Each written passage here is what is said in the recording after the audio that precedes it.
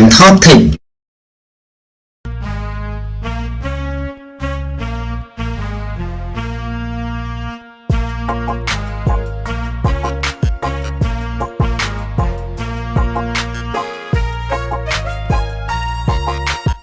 ជំរាបសួរបងប្អូននិងប្រិយមិត្តដែលតែងតែនិយមតាមដានទស្សនាវីដេអូរបស់ Camtoptic ជាទីមេត្រី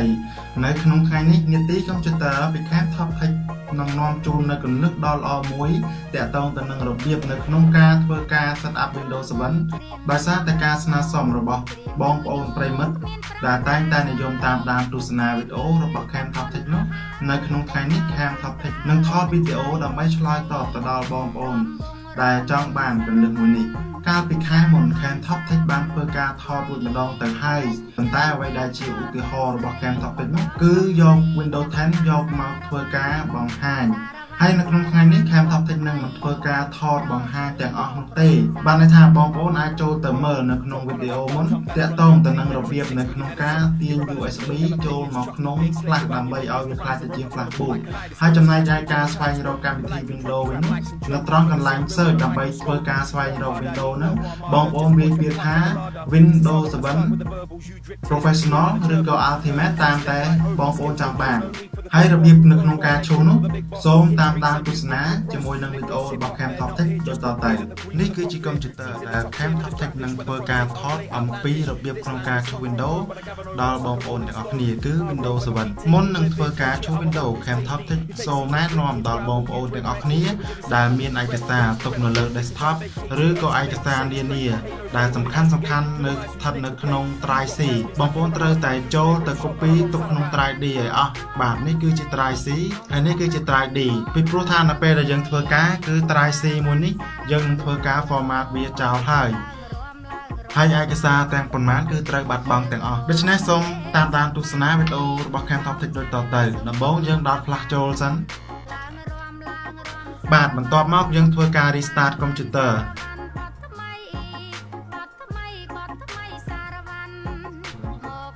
នៅពេលដែលវាបើកឡើងមកវិញបងប្អូនត្រូវចុច F12 ឲ្យលឿនបាទបន្ទាប់មកនៅត្រង់កន្លែងនេះចុចសញ្ញាព្រួញចុះក្រោមឡើងលើដើម្បី select យកវាអញ្ចឹងយើងយកត្រង់ដែលមានឈ្មោះថា USB storage device ឬក៏កុំព្យូទ័រខ្លះទៀតដាក់ថា USB តទេឬក៏កុំព្យូទ័រខ្លះទៀតដាក់ថា boot from USB អីអញ្ចឹងទៅសំខាន់គឺបងប្អូនត្រូវមើលឬក៏ត្រូវចងចាំទៅលើពាក្យថា USB ឲ្យតែវាមាន USB គឺបានន័យថាយើងអាច boot វាពី USB បានហើយដូច្នេះយើងចុច Enter ដើម្បីទៅមុខតទៀតបាទបន្តមកបងប្អូនអាចចុច key អីក៏បានដែរដើម្បីឲ្យវា boot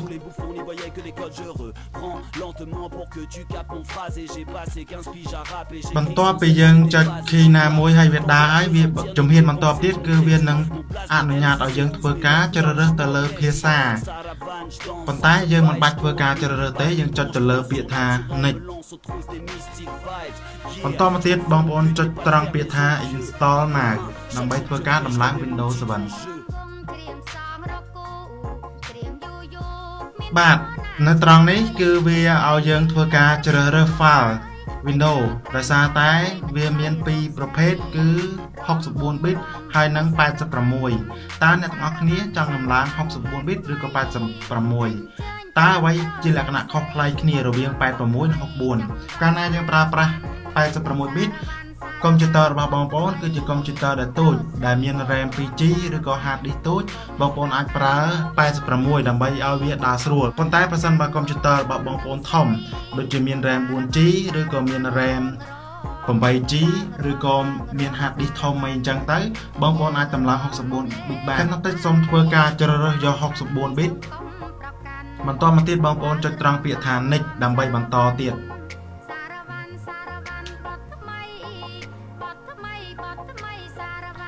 ហើយបងប្អូនចុចគ្រីសត្រង់ I accept the license term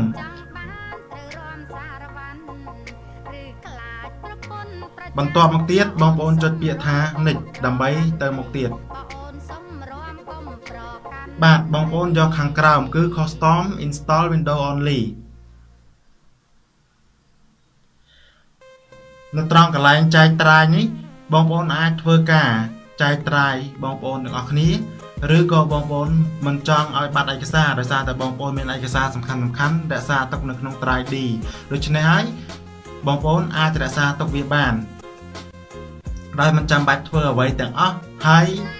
យើងយកselectយកត្រាយ C គឺនៅកណ្ដាលគេនេះបន្តមកទៀតបងប្អូនយកពាក្យថា format ដើម្បីធ្វើការ format ត្រាយ C ចោលហើយយើងដំឡើង Windows ថ្មីយើងយកពាក្យថា OK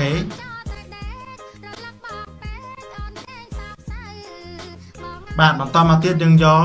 ពាក្យថា next ដើម្បីធ្វើការ install Windows 7 ឡើងនៅពេលដែលវាកំពុងដំឡើងនេះដែលវាដើរភាគរយឲ្យគឺវាមានរយៈពេលយូរដែរដូច្នេះបងប្អូនត្រូវតែរងចាំវា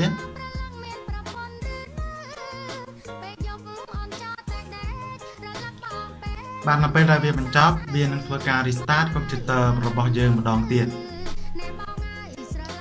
ឬក៏យើងចុចពាក្យថា restart now ដើម្បីធ្វើការ restart កុំព្យូទ័ររបស់យើងតែម្ដង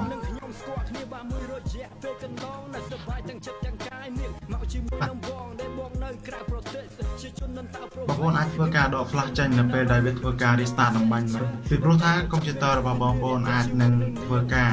boot ម្ដងទៀតបានន័យថាវាចាប់ផ្ដើម boot សារជាថ្មីអញ្ចឹងយើងដកវាចេញហើយទៅពីព្រោះថាយើងឡើងត្រូវការប្រើ flash ហើយ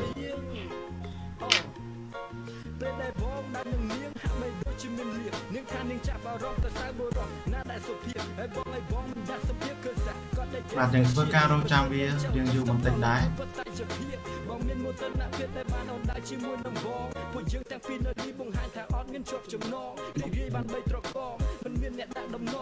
វានឹងធ្វើការ restart កុំព្យូទ័ររបស់យើងម្ដងទៀត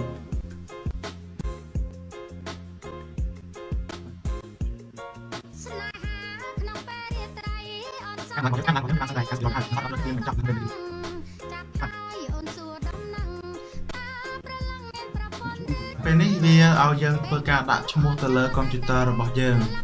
ខាងថតនេះសូមដាក់ឈ្មោះថា CTT បន្ទាប់មកអ្នកទាំងអស់គ្នាចុចពាក្យថា next នៅត្រង់ប្រអប់នេះដើម្បីធ្វើការបន្ត setup របស់យើងទៀតប្រសិនបើអ្នកទាំងអស់គ្នាចង់ដាក់ password អ្នកទាំងអស់គ្នាអាចវាយ password ចូលបានប៉ុន្តែប្រសិនបើអ្នកទាំងអស់គ្នាមិនចង់ដាក់នោះទេអ្នកទាំងអស់គ្នាចុចពាក្យថា next ដើម្បីបន្តទៀតនៅត្រង់នេះ file window ខ្លះវា activate ឲ្យយើង start តែម្ដងចំណែក file window ខ្លះទៀតវាមិន activate ឲ្យយើងទេហើយក៏វាមិនមាននៅត្រង់ចំណុចនេះផងដែរប្រសិនបើបងប្អូនទាំងអស់គ្នាមាន key product key បងប្អូនអាចវាយចូលប៉ុន្តែ file ដែល Camtoptech ធ្វើការ download យកមកគឺជា file ដែលមាន activate រួចទៅហើយ Camtoptech គ្រាន់តែចុចពាក្យថា skip នោះវានឹង activate ឲ្យយើងដោយខ្លួនឯងតែម្ដងយើងយកខាងក្រោមដើម្បីបិទ auto update កុំឲ្យកុំព្យូទ័ររបស់យើងវាមានភាពរញ៉េរញ៉ៃ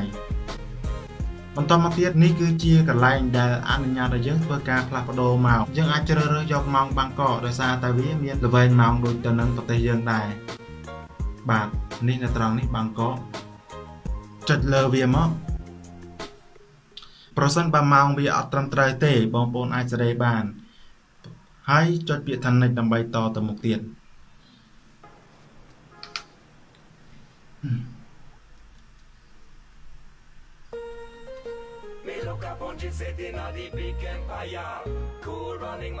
បាទនេះគឺជា Windows 7 ដែល Camtoptech បានធ្វើការដំឡើងចំពោះចម្ងល់បន្ថែមឬក៏ជួបនៅបញ្ហាផ្សេងៗនៅពេលដំឡើង Windows បងប្អូនអាចតាក់ទងមក Camtoptech បានសូមអរគុណចំពោះការតាមដានទស្សនាវីដេអូរបស់ Camtoptech Camtoptech គ្រប់យ៉ាងអំពី Smartphone និង Computer